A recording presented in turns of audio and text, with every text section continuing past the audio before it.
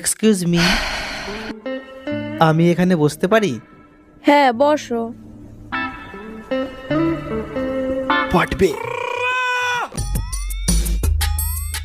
তুমি না খুব সুন্দরী। Thank you.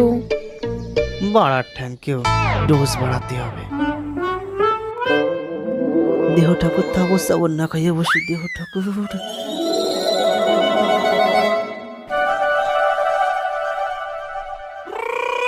হে মায়ে তো বাড়া রাজি, ডোজ আরো বাড়াতে হবে। এই থামো থামো থামো, তুমি এইটা করো না। কেন? তুমি খুব হ্যান্ডসাম, তুমি খুব ভালো ঘরের ছেলে, কিন্তু তুমি এটা করো না। কিন্তু কেন?